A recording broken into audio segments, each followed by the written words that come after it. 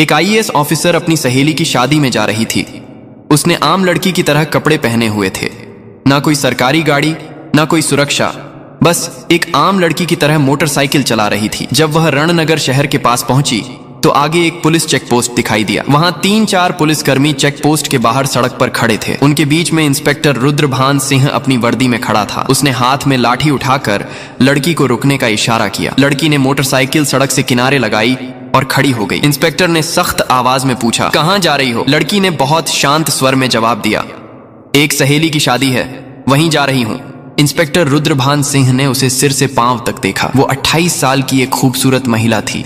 नाम था प्रिया शर्मा। फिर वो हंसते हुए बोला, अच्छा, सहेली की शादी में खाना खाने जा रही हो, लेकिन हेलमेट क्या तुम्हारे बाप ने पहनना है? क्यों नहीं पहना? और ये बाइक भी बहुत तेज चला रही थी। चलो अब चालान कटेगा। ऐसा कहते हुए उसने चालान की पर्ची निकालनी शुरू कर दी। प्रिया समझ चुकी थी कि उसकी नीयत ठीक नहीं है और ये सब एक बहाना है। उसने कहा, सर, मैंने कोई कानून नहीं तोड़ा है। ओ मैडम, हमें कानून मत सिखाओ, रुद्रभान सिंह झल्ला कर बोला। उसने पास खड़े एक कांस्टेबल की तरफ देखा, फिर प्रिया की ओर मुड़कर कहा, इसे सबक सिखाना होगा। अचानक इंस्पेक्टर ने जोर से एक थप्पड़ मारा प्रिया के गाल पर। बहुत सवाल कर रही है, जब पुलिस कुछ कहे तो चुपचाप मान लेना चाहिए। प्रिया का सिर एक पल के लिए घूम गया, लेकिन उसने खुद को संभाल लिया। उसकी आंखों में गुस्सा साफ झलक रहा था। इंस्पेक्टर हंसते हुए बोला, अब भी इसकी आंखों में घमंड है। ऐसे कितनों को ठीक कर चुका हूं, इसे अच्छी तरह से सबक सिखाना होगा। एक कांस्टेबल आगे आया और बोला, सर, इसे थाने ले चलते हैं, वहीं इसका इलाज होगा, तब समझेगी कि पुलिस से कैसे बात की जाती है। फिर एक और कांस्टेबल ने प्रिया का हाथ पकड़कर खींचते हुए कहा, चलो गाड़ी में बैठो। प्रिया ने झटके से अपना हाथ छुड़ाया और गुस्से में बोली, हाथ लगाने की कोशिश मत करना, वरना अंजाम अच्छा नहीं होगा। इंस्पेक्टर और भड़क गया। उसने एक और कांस्टेबल से कहा, देखो इसका घमंड। कांस्टेबल आगे बढ़ा, प्रिया का बाल पकड़कर उसे खींचने लगा। प्रिया दर्द से कराह उठी।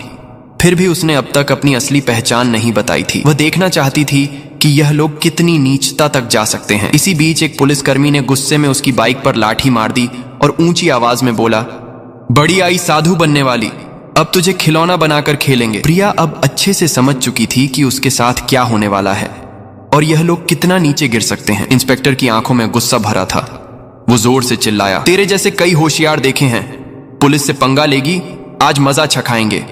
चलो इसे थाने ले चलते हैं, वहां समझ में आ जाएगा। इस समय भी प्रिया चुप थी। उसने अब भी अपनी पहचान उजागर करने की कोई कोशिश नहीं की। वह देखना चाहती थी कि यह लोग प्रशासन की कितनी बदनामी कर सकते हैं और एक आम नागरिक पर किस हद तक जुल्म ढा सकते हैं। इंस्पेक्टर रुद्रभान सिंह अब खींच चुका था। उसके सामने एक ऐसी महिला खड़ी थी जिसके कोमल गाल पर थप्पड़ पड़ा था, जिसके बाल खींचे गए थे, जिसे जबरन सड़क पर घसीटा गया था। फिर भी वह एक मूर्ति की तरह शांत खड़ी थी, न कोई चीख न कोई आंसू। इंस्पेक्टर रुद्रभान सिंह सोच रहा था, थाने पहुंचते ही देखता हूं इस जिद्दी और घमंडी औरत का इलाज कैसे किया जाए। यह सिर्फ गुस्सा नहीं था, यह वो गुस्सा था जो अंदर ही अंदर सुलग रहा था। चौकी इंचार्ज इंस्पेक्टर हंसते हुए बोला, अब इसकी जुबान भी चलने लगी है, चलो थाने, देखेंगे कितनी चलती है इसकी जुबान। थाने में घुसते ही इंस्पेक्टर जोर से चिल्लाया, ओए कहां गए सब, चाय पानी लगाओ जल्दी, आज एक खास माल आया है। प्रिया अब भी कुछ नहीं बोली, बस थाने की दीवारों को देखती रही। वो देख रही थी कि यह लोग उन निरीह लोगों के साथ कैसा व्यवहार करते हैं जो कभी आवाज नहीं उठाते। तभी एक कांस्टेबल इंस्पेक्टर रुद्रभान सिंह की ओर झुककर फुसफुसाया, क्या केस है सर? इंस्पेक्टर ने हंसते हुए कहा, अरे कुछ भी नहीं, स्पीड ब्रेक करो या हेलमेट का बहाना मारो, जो मन हो लिख दो, बस अनवर करना है और इसका घमंड तोड़ना है, ज्यादा सवाल मत कर। प्रिया सब कुछ सुन रही थी, लेकिन उसकी आंखें अब भी चुप थीं, मानो वो चाहती थी कि पुलिस की यह गिरावट खुद उनके ही मुंह से उजागर हो। इंस्पेक्टर कुर्सी पर बैठा, हाथ में पेन लिया और टेबल पर घुमाने लगा। फिर प्रिया की ओर देखकर पूछा, नाम क्या है, कहां रहती है, किसकी बेटी है? प्रिया चुप रही। फिर इंस्पेक्टर बोला, सुनाई नहीं देता, नाम क्या है तेरा? लेकिन प्रिया की चुप्पी अब भी पत्थर की दीवार जैसी अडिग। तभी इंस्पेक्टर ने जोर से मेज पर हाथ मारा, इतनी जोर से कि आवाज पूरे थाने में गूंज उठी। फिर गुस्से से चिल्लाया, सुनाई नहीं देता, नाम बता जल्दी। प्रिया ने मुंह घुमाकर शांत स्वर में उत्तर दिया, जी सुमिता शर्मा।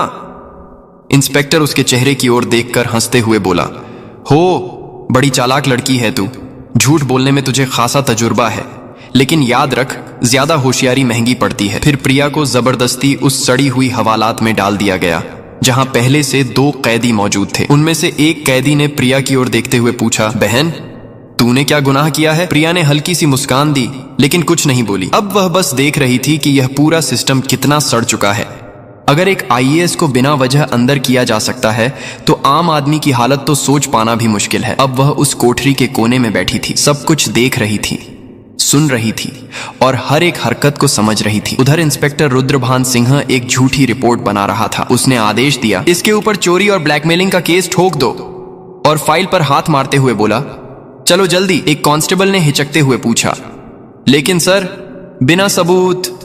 रुद्रभान सिंह हंसते हुए बोला, इस थाने में सबूत लाए नहीं जाते, बनाए जाते हैं। कुछ देर बाद एक कांस्टेबल कोठरी में आया और प्रिया के कंधे पर जोर से हाथ मारा। तभी इंस्पेक्टर रुद्रभान सिंह ने भी हाथ उठाया ही था कि तभी दरवाजे पर एक भारी कड़क आवाज गूंजी, रुको! सभी लोग घूमकर दरवाजे की ओर देखने लगे। वहां सीनियर इंस्पेक्टर यशवंत वर्मा खड़ा था। उसकी छवि बाकी अफसरों से कुछ बेहतर मानी जाती थी। वह अंदर झांका और महिला की हालत देखकर उसके माथे पर बल पड़ गया। उसने सख्त स्वर में पूछा, यह सब क्या हो रहा है? रुद्रभान सिंह हंसते हुए बोला, कुछ नहीं सर, एक सड़क की औरत ज्यादा अकड़ दिखा रही थी, सबक सिखा रहा हूं। यशवंत ने प्रिया को ध्यान से देखा। उसका व्यवहार किसी आम महिला जैसा नहीं लग रहा था। उसने पूछा, इसका अपराध क्या है? रुद्रभान सिंह थोड़ा घबरा गया और बोला, अब सर चेकिंग में बदतमीजी कर रही थी। अब यशवंत को शक होने लगा। उसने प्रिया से सीधे पूछा, तुम्हारा नाम क्या है? प्रिया फिर भी चुप रही। रुद्रभान सिंह हंसते हुए बोला, देखिए सर, नाम भी नहीं बता रही है। अब यशवंत पूरी तरह सतर्क हो गया। उसने सख्त आदेश दिया, इसे अलग कोठरी में रखो, अकेले। रुद्रभान सिंह चौंक गया। लेकिन सर, यशवंत ने कठोरता से कहा, मैं खुद इसके पास रहूंगा। उसके आदेश पर प्रिया को एक और अलग कोठरी में ले जाकर बंद किया गया। वह कोठरी पहले वाली से भी ज्यादा बदबूदार और अंधेरी थी। प्रिया ने चारों ओर नजर दौड़ाई। एक कोने में एक टूटी हुई मेज पड़ी थी और पास ही एक जंग लगी लोहे की। अब वह इस सड़े गले सिस्टम का असली चेहरा और भी करीब से देख रही थी। हर एक पल उसकी आंखें यह समझ रही थीं कि कानून अब सिर्फ फाइलों तक सीमित रह गया है। इसी बीच एक कांस्टेबल दौड़ते हुए आया और बोला, सर बाहर एक बड़ी गाड़ी खड़ी है। रुद्रभान सिंह चौंक गया। पूछा, कौन सी गाड़ी? कांस्टेबल घबराते हुए बोला, सर सरकारी गाड़ी। रुद्रभान सिंह तुरंत बाहर गया। गाड़ी के अंदर झांकते ही उसके होश उड़ गए। वो भागकर वापस आया और धीमी आवाज में बोला, सर। रुद्रभान सिंह झुंझलाकर बोला, क्या हुआ?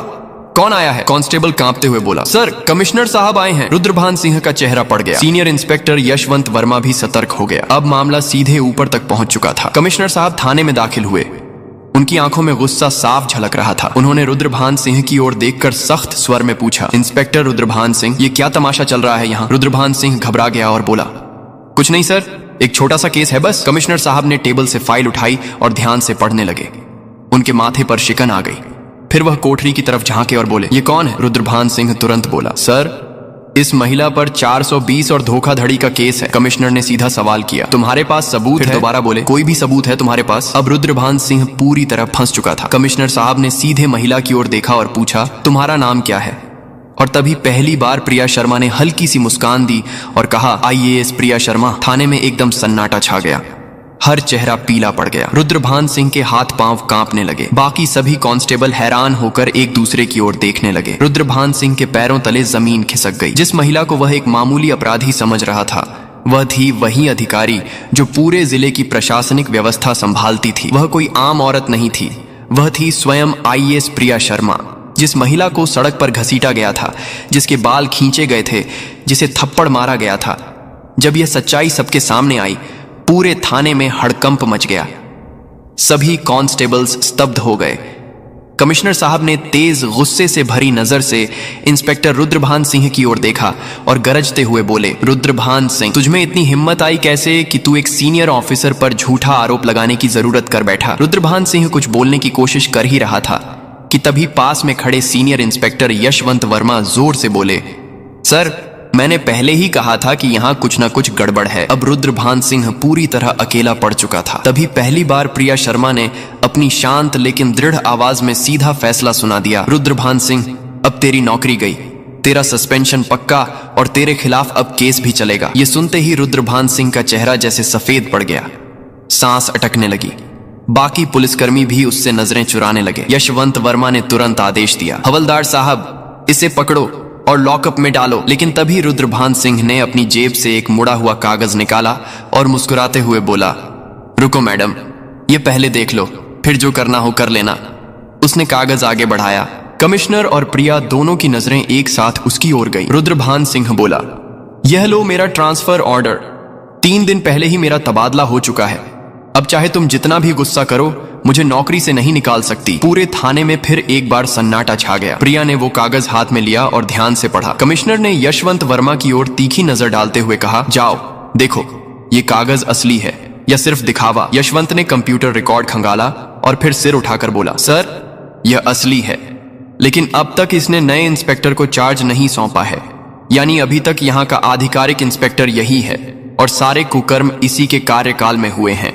अब इसे कोई नहीं बचा सकता। प्रिया शर्मा ने रुद्रभान सिंह की आंखों में आंखें डालकर कहा, अब तेरा नया ठिकाना वहीं होगा जहां तू दूसरों को डाला करता था। कमिश्नर ने भी सिर हिलाकर उसकी बात पर अपनी मोहर लगा दी। जैसे ही 2 कांस्टेबल उसे पकड़ने आगे बढ़े, रुद्रभान सिंह फिर से चाल चल गया और जोर से बोला, रुको मैडम, मैडम मैं अकेला नहीं हूं। क्या आपको लगता है कि सारा दोष सिर्फ मेरा है? फिर वह थाने के बाकी पुलिस वालों की ओर इशारा करते हुए बोला, ये सब मेरे साथ थे, ऊपर तक सब शामिल है।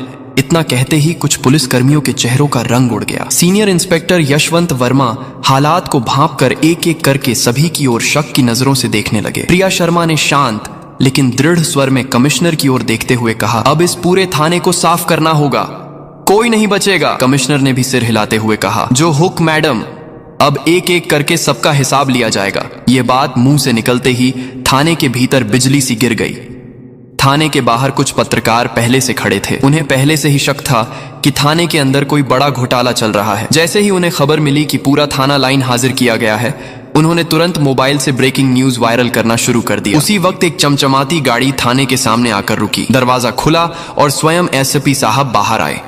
चारों ओर नजर दौड़ाई। हर चेहरे पर हवाइयां उड़ रही थीं। थाने के सारे अफसर एक तरफ चुपचाप खड़े थे। एसपी साहब ने तीखे स्वर में पूछा, यहां कब से तमाशा चल रहा है? लेकिन कमिश्नर और थाना इंचार्ज दोनों एकदम चुप थे। तभी प्रिया शर्मा ने सीधे एसपी की आंखों में आंखें डालकर कहा, क्या तुम्हें लगता है तुम बच जाओगे? यशवंत वर्मा तुरंत एक फाइल निकालकर प्रिया शर्मा के हाथ में थमा दी। ये वही फाइल थी जिसमें एसपी साहब के सारे काले कारनामों का पर्दाफाश था। प्रिया ने वो फाइल एसपी साहब की ओर बढ़ाते हुए कहा, लो देखो, इसमें तुम्हारे हर गुनाह का किराया लिखा है। एसपी साहब के माथे से पसीना बहने लगा। कमिश्नर ने बिना एक पल गंवाए तेज आवाज में आदेश दिया, पकड़ो इसे, तुरंत गिरफ्तार करो। पूरा थाना स्तब्ध रह गया। इतने बड़े अफसर को किसी ने पहली बार खुलेआम इस तरह चुनौती दी थी। एसपी की गिरफ्तारी के साथ ही पूरे जिले में तूफान आ गया। मामला दिल्ली तक पहुंच गया। मुख्यमंत्री तक खबर पहुंच चुकी थी और वहां से सीधे आदेश आया कि जिले में जितने भी अफसर मिलकर गड़बड़ कर रहे थे सबको गिरफ्तार करो। अगले 2 ही दिनों में पूरे जिले से 40 से ज्यादा पुलिस अफसर, 10 से ज्यादा बड़े अधिकारी और कुछ राजनीतिक नेता भी गिरफ्तार कर लिए गए। रणनगर जिले की हवा ही बदल गई। अब चारों तरफ सिर्फ एक ही नाम था, आईएएस प्रिया शर्मा। उनकी ईमानदारी और साहस की चर्चा हर जुबान पर थी। वह महिला जिसने पूरे सड़े गले सिस्टम को हिलाकर रख दिया था। अब प्रशासन में एक नई गति, एक नई सोच और सबसे अहम एक नया डर आ गया था। अब कोई भी यह नहीं कह सकता था मुझे कुछ नहीं होगा। प्रिया शर्मा का काम पूरा हो चुका था। उन्होंने साबित कर दिया था कि अगर मन साफ हो, नीयत सच्ची हो तो पूरा देश भी सुधारा जा सकता है। अगर आपने वीडियो को यहां तक देखा है तो प्लीज एक लाइक जरूर करें और चैनल को सब्सक्राइब करके हमारा साथ दें।